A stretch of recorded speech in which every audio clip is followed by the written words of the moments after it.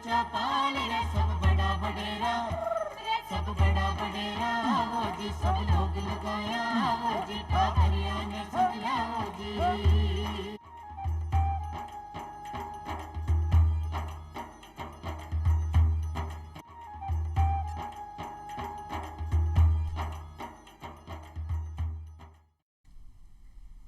चौपाल देख बड़ा सगड़ा ग्रामीण भाई बहना ने राम राम सा भाई बहना जहाँ चौपाल रे में यहाँ पर रोजाना नवा नवा विषय ले रहता है करा और सामटी जानकारी हासिल करा।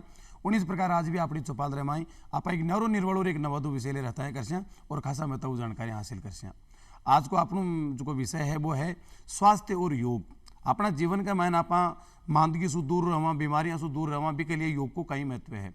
और भाई बहना आप सगड़ा जानो कि स्वास्थ्य के लिए आप कई प्रकार की चीज़ा कहीं जावा, कदे आयुर्वेद कन जावा, कदे एलोपैथ कन जावा, बटे भी मैं दवाई है अपन गोली गिटनी पड़े, भी मैं काटा लेना पड़े, इंजेक्शन लगवाना पड़े।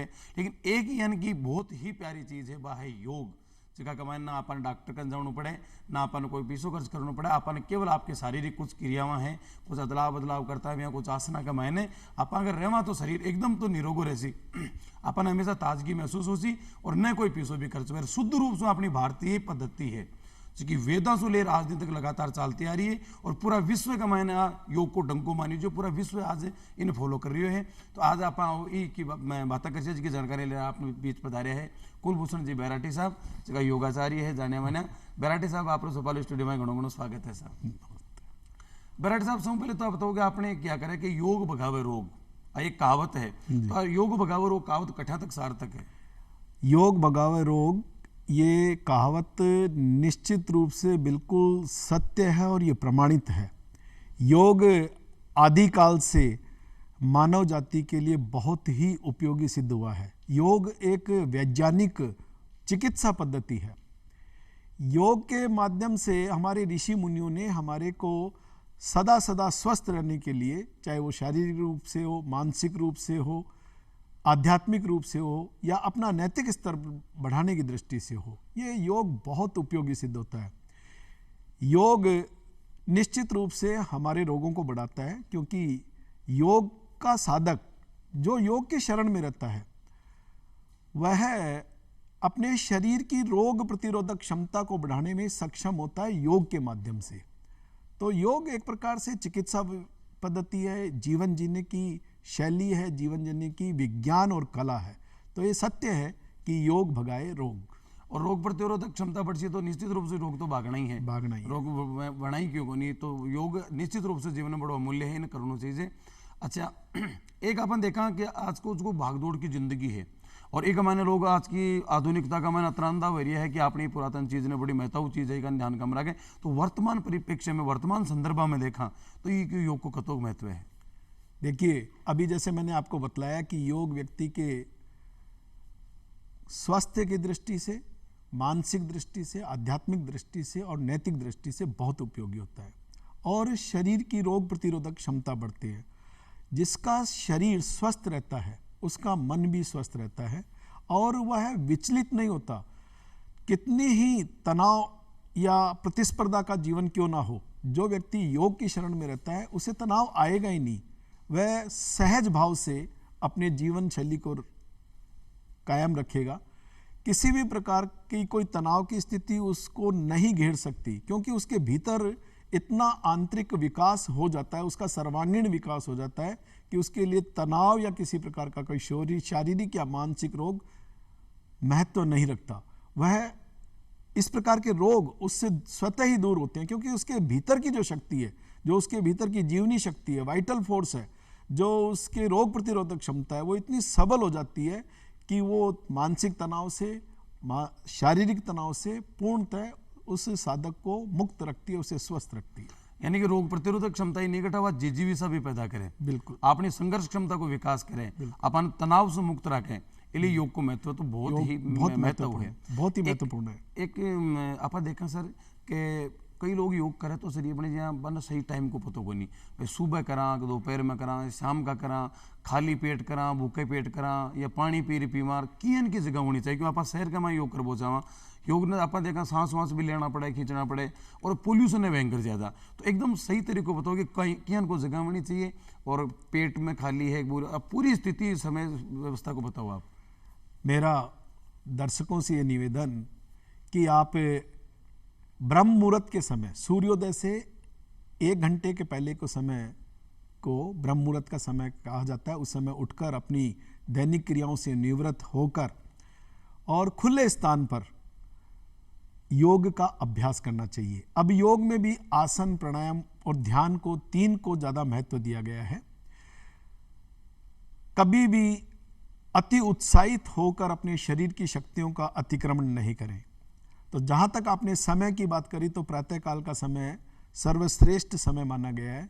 फिर भी यदि चूंकि व्यक्ति ऐसी व्यवस्थाएं हो जाती हैं कि सुबह वो बहुत ज़्यादा व्यस्त है तो सायंकाल के समय उसके पास समय है और वो योग करना चाहता है, तो दोपहर के भोजन के कम से कम 4.5 घंटे बाद सायंकाल में वो योग का अभ्यास कर सकता है, क्योंकि पाचन तंत्र को भोजन को पचाने में 4.5 घंटे का समय लगता है।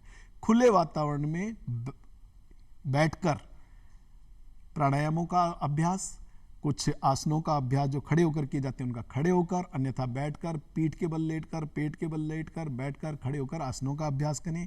ध्यान का अभ्यास करें।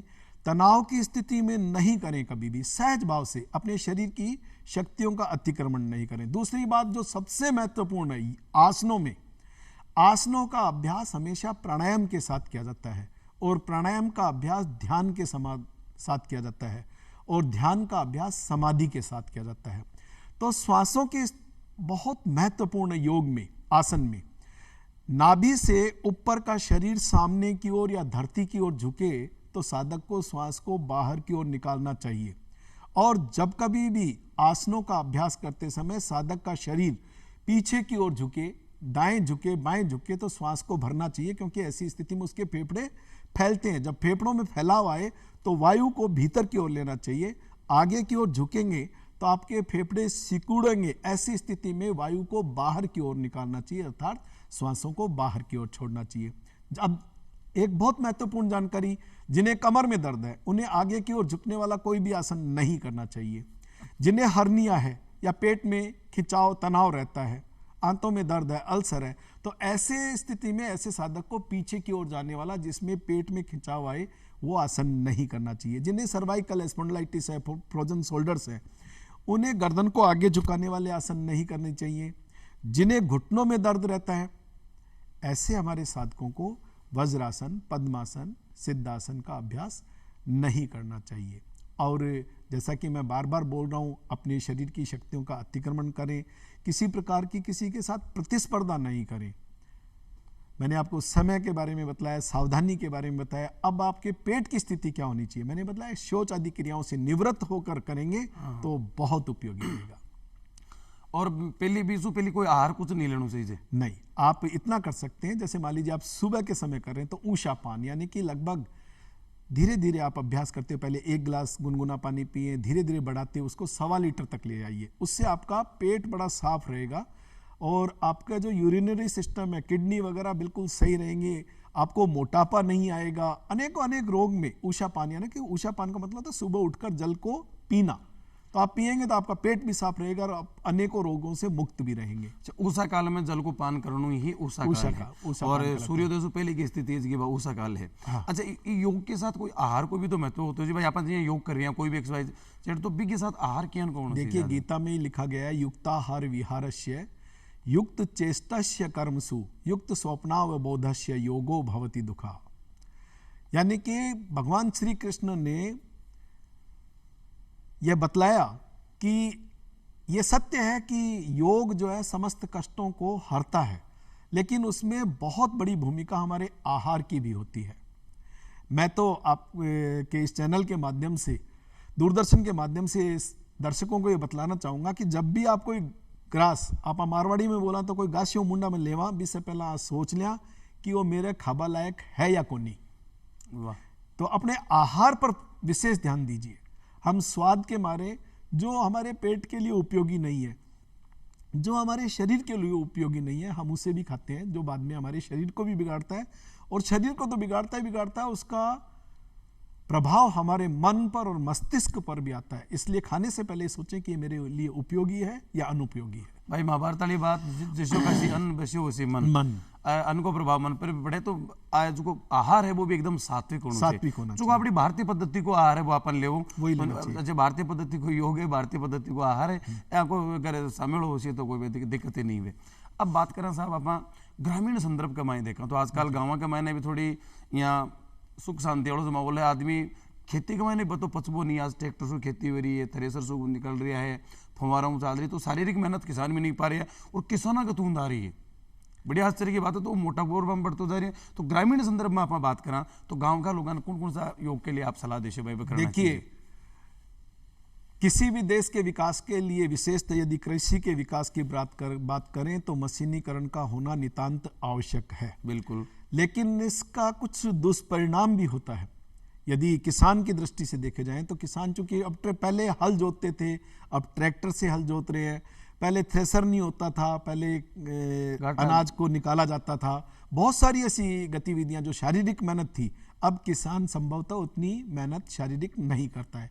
परिणाम स्वरूप जो स्थिति शहरों में थी या आज है, वह शारीरिक दृष्टिकोण से आज गांव में भी आने लगी है। तो ऐसी स्थिति में हमारे किसान भाइयों को, ग्रामीण भाइयों को, सीमांत कृषकों को मेरा ये निवेदन रहेगा कि वे लोग भी शारीरिक व्यायाम के लिए योग करें, प्राणायाम करें और ध्यान लगाएं। इससे वे हमेशा हमेशा स्वस्थ रहेंगे, उनको कोई रोग नहीं होगा। और हमारे योग में तो कहा भी गया कि जो योग की शरण में रहता है, योग को अपने जीवन में अपनाता है, ना तस्य रोगो ना जरा ना मृत्यु प्राप्तस्य योगाग्निमयम शरीरम। अर्थात जो योग को अपने जीवन में अपनाता है, प्रतिदिन उसका अभ्यास करता है, योग का साधक बनता है, उसे किसी प्रकार का कोई रोग नहीं होता, उसकी वृद्धावस्था भी नहीं आती और यहाँ तक कि उसकी मृत्यु भी नहीं होती। मृत्यु से तात्पर्य वो जीते जी एक जिंदा लाश की तरह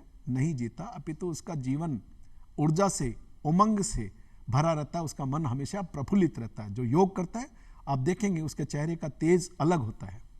आप जी अभी बताए कि आगे झुके तो सांस छोड़ना चाहिए, पीछे झुके तो सांस लेना चाहिए, और यहाँ आपके पेट में अल्सर संबंधी समस्या में है तो बिना पीछे की ओर नहीं झुकना चाहिए, एहतियात बताया। और निश्चित रूप तो आपने कहीं कई बीमार आदमी हुए या मान लीजिए गर्भवती महिला में है, वे भी कोई कर सके, वहाँ के बारे में आपको नहीं बताया तो और बताओ आप थोड़ी। देखो, गर्भवती माताओं को, बहनों को, मासिक धर्म की स्थिति में जो हमारी माताएं बहनें हैं, उनको आसनों का अभ्यास नहीं करना चाहिए। कुछ निर्धारित आसन है जिन्हें कि किसी पारंगत योग शिक्षक के देखरेख में करें, उनके सानिध्य में करें। लेकिन ऐसी माताएं बहनें जो गर्भवती हैं या मासिक धर्म की स्थिति में हैं, ऐसी माताओं बहनों के लिए मैं एक बहुत उपयोगी चीज़ बतला रहा हूँ। जो श्वास तो हम 24 घंटे लेते हैं, तो उन्हें ऐसी स्थिति में डीप ब्रीदिंग करनी चाहिए। तो जो गर्भ में, हमारी माँ के गर्भ में जो शिशु पल रहा है, वह स्वस्थ शिशु जन्म लेगा, क्योंकि उसको पर्याप्त मात्रा में प्राणवायु अर्थात ऑक्सीजन मिलेगी। और इसी प्रकार जो माताएं बहनें मान लीजिए मासिक धर्म से पीड़ित है, तो वो कपालभाति नहीं करें, अग्निसार की क्रिया नहीं करें जिसमें पेट को आगे पीछे करना पड़े, ऐसी क्रियाएं नहीं करें। अन्यथा जैसे अनुलोम विलोम कर सकती हैं, भस्त्रिका प्राणायाम जिसमें डीप ब्रीदिंग की जाती है कर सकती हैं, ओम का उद्गीत कर सकते हैं, ओम का उच्चारण कर सकते हैं, भ्रामरी प्राणायाम कर सकते हैं। वो आप हमारे अनेक चैनलों पर अनेक योग के बड़े पारंगत योग शिक्षक बतलाते रहते हैं, उसके बारे में आप व्यावहारिक रूप से देखकर करें। हाँ, इतना है कि किसी पारंगत योग शिक्षक के सानिध्य में ही करें, पुस्तकों को पढ़कर ना करें, प्लीज, मेरा आपसे निवेदन है। कई बार गलती हो जाती है। एक कई टेलीविजन में देख कर बाकी नकल करे, वो भी ठीक है? वो बिल्कुल सही है। जैसे बहुत सारे चैनल, मैं विशेषतः यहाँ उल्लेख करना चाहूंगा। हाँ, कोई अपन चैनल जो भी अपन देखा नहीं, हाँ, कुछ चैनल हैं जो बहुत अच्छा बताते हैं। जी बिल्कुल, बिल्कुल सही है। एक आप विद्यार्थियों की देखा, आजकल विद्यार्थियों को बड़ो परीक्षा आएगी तो तनाव है, चिंता है, टेंशन है, रिजल्ट आ बड़ो हुआ तो बड़ी टेंशन है, डिप्रेशन की स्थिति में पहुंच जाए और कई बार तो वे घातक कदम भी उठा ले। तो विद्यार्थी तनाव मुक्त एकदम आनंद और प्रसन्न चित्त जीवन जीवे, इसके लिए बन कहीं करना चाहिए। मैं परम पूज्य स्वामी रामदेव जी महाराज का और देश के यशस्वी प्रधानमंत्री नरेंद्र मोदी जी का आपके इस चैनल से आभार व्यक्त करूंगा कि उन्होंने न केवल देश में अपितु पूरे विश्व में योग के प्रति जो जागृति पैदा करी, उसका परिणाम ये हुआ कि जो युवा वर्ग है वो योग से जुड़ा है। जी, आज आप कहीं पे भी किसी भी पार्क में जाइए, आप स्कूल में जाइए, कॉलेजेज में जाएं, योग के कार्यक्रम होते हैं। और जो युवा साथी हैं हमारे, मैं एक बात आपके माध्यम से बतलाना चाहूँगा कि किसी भी राष्ट्र के विकास के लिए युवा शक्ति का होना नितांत आवश्यक है, और उनका प्रबुद्ध होना, उनका होश में जोश में होना बहुत आवश्यक है। और मुझे गर्व के साथ मैं ये कह रहा हूँ कि जो वर्तमान में जो हमारे युवा साथी हैं वो योग के प्रति पूर्ण समर्पित हैं, योग को अपना जीवन शैली में अपना रहे हैं। यहाँ तक कि जो नए खिलाड़ी आ रहे हैं आजकल, बड़े बड़े जो खिलाड़ी हैं, वे लोग भी योग की शरण में जाकर योग को अपनाकर अपना स्टेमिना बढ़ा रहे हैं, अपनी बुद्धिमत्ता को, अपनी एकाग्रता को बढ़ा रहे हैं, और योग का परिणाम वो लोग अंतर्राष्ट्रीय स्तर पर भी दिखा रहे हैं। जी बिल्कुल सही है जी।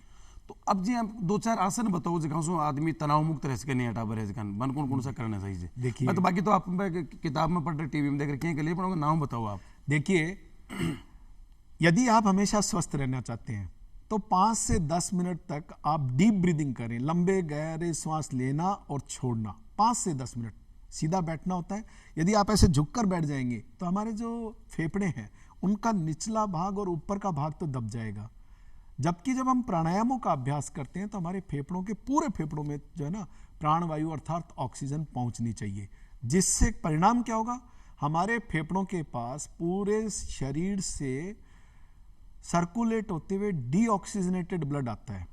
और फेफड़े क्या करते हैं, जब आप श्वास लेते हैं, लंबे गहरे श्वास लेते हैं, तो उसमें से प्राणवायु अर्थात ऑक्सीजन को अवशोषित कर लेते हैं और डीऑक्सीजनेटेड ब्लड में उसको डाइल्यूट करते हैं। वो ऑक्सीजनेटेड ब्लड में कन्वर्ट होता है, वहाँ से वो हार्ट के पास जाता है, हार्ट पंपिंग करके पूरी बॉडी में सर्कुलेट करता है। जब पूरी बॉडी में सर्कुलेट करता है तो हमारे जो सेल्स हैं, बॉडी की जो सबसे छोटी इकाई कोशिका है, उसका आहार ऑक्सीजन होती है। मित्रों, उन्हें चूंकि पर्याप्त मात्रा में ऑक्सीजन मिलती है, प्रतिदिन 2 से 2.5 करोड़ सेल्स डेड होते हैं, मृत होते हैं, और उतने ही नए सृजित होते हैं। तो जब पर्याप्त मात्रा में ऑक्सीजन होगी आपके रक्त में तो नए जो कोशिकाएं वो बनेंगी, बड़ी स्वस्थ बनेंगी। जब स्वस्थ कोशिकाएं बनेंगी तो आपके टिश्यूज को स्वस्थ बनेंगे, स्वस्थ टिश्यूज होंगे तो आपके ऑर्गन्स बॉडी के स्वस्थ हो जाएंगे, और जब ऑर्गन्स होंगे स्वस्थ होंगे तो फिर आप पूर्ण स्वस्थ होंगे। इसलिए इन जो डीप ब्रीदिंग का मैंने आपको बताया, लंबे गहरे सांस लेने से आप केवल 5 से 10 मिनट कीजिए, आपको कभी कोई रोग नहीं होगा, मानसिक तनाव नहीं होगा, मानसिक अवसाद नहीं होगा, अनिद्रा नहीं होगी, अति निद्रा नहीं होगी, आपकी स्मरण शक्ति कमजोर नहीं होगी, आपकी नेत्र ज्योति कमजोर नहीं होगी, आपकी श्रवण शक्ति कमजोर नहीं होगी, आपकी सूंघने की क्षमता कम नहीं होगी। मैं आपको ये बतलाना चाहता हूँ कि जब तक हमारे प्राण हैं, जब तक हम श्वासों का लेना देना कर रहे हैं, यानी कि आप लंबे गहरे श्वास लेंगे, आपके शरीर की क्षमता, कार्य क्षमता बढ़ जाएगी।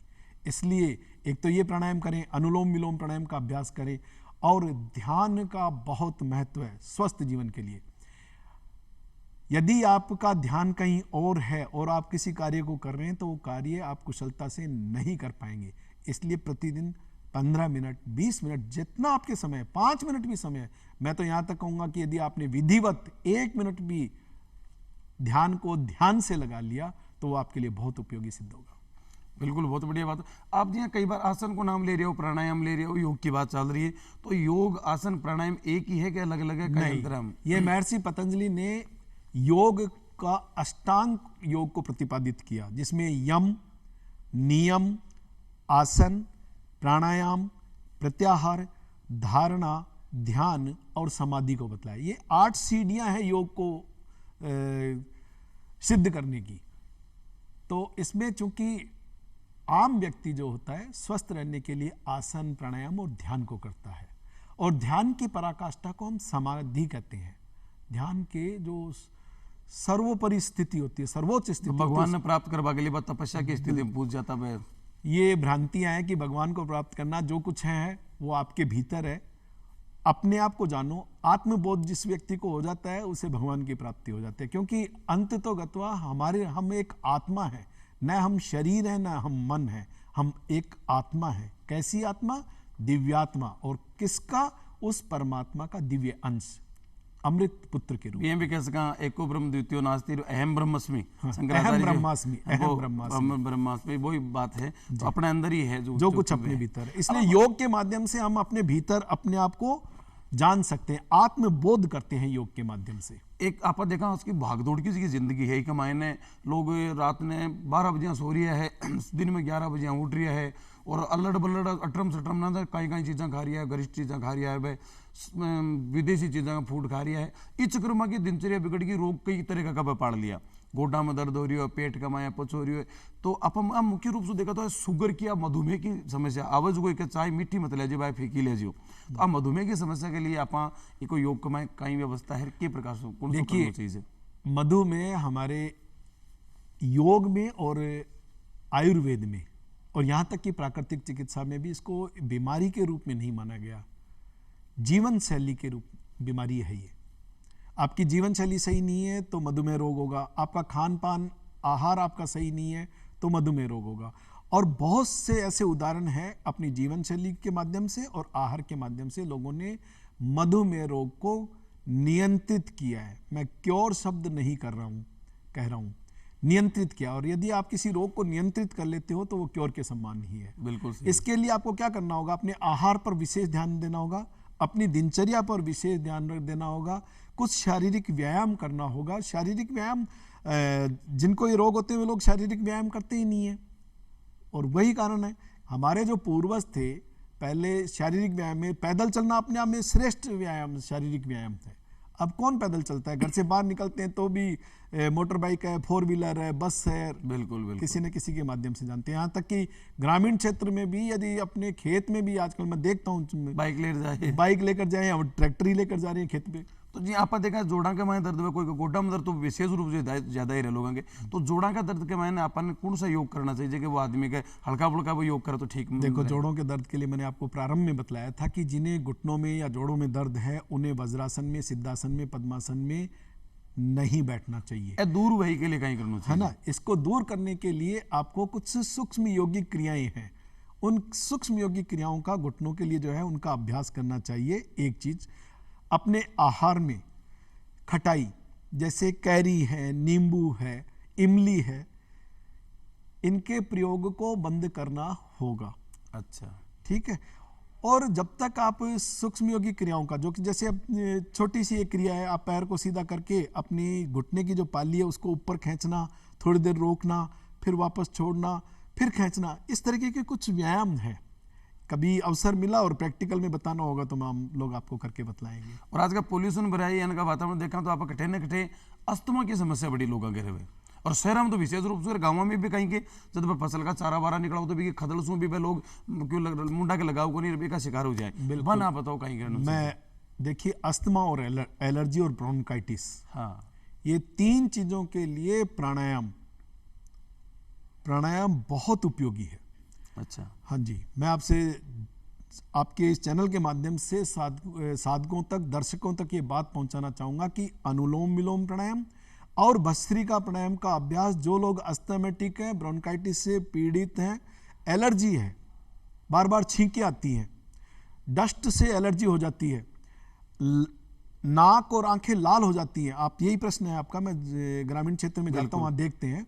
तो ऐसे में क्या, उनको आधा घंटा तक डीप ब्रीदिंग करनी है, लंबे गहरे सांस लेना, लंबे गहरे सांस छोड़ना, तो निश्चित रूप से उनको इस रोग से मुक्ति मिलेगी। और जब गांव में जब फसलों की कटाई हो या थ्रेसर के माध्यम से फसल के निकालने का कार्यक्रम हो तो मुंह को बंद रखना चाहिए। और मुंह को बंद रखने से पहले गुड़ की एक कांकरी, एक डली मुंह में रख लेनी चाहिए। उससे क्या है, डस्ट जो है श्वसन नलिका के माध्यम से फेफड़ों तक नहीं पहुंचेगा। विज्ञान भी इस बात को मानती है और ऐसा बतलाया भी जाता है कि जो कृषि विशेषज्ञ हैं वो लोग ये बात बतलाते भी हैं और ये बिल्कुल सत्य है। तो बस नानी जी सही क्या करता है कि बेटा वो काम कर देसी तन गुड़ की डली देसी हूँ, हाँ। टापर सोरे रहे। तो आप साहब चौपाल स्टूडियो में पधारे, आपने घना घना रंग घणो घणो आभार। और भाई बना वो आपनो आज रो चौपाल कार्यक्रम आशा करा आपने दाया यो सी फिर मिल जाएगी नया विषय के साथ। जत्ता नहीं जावा आपसे इजाजत। राम राम साहब।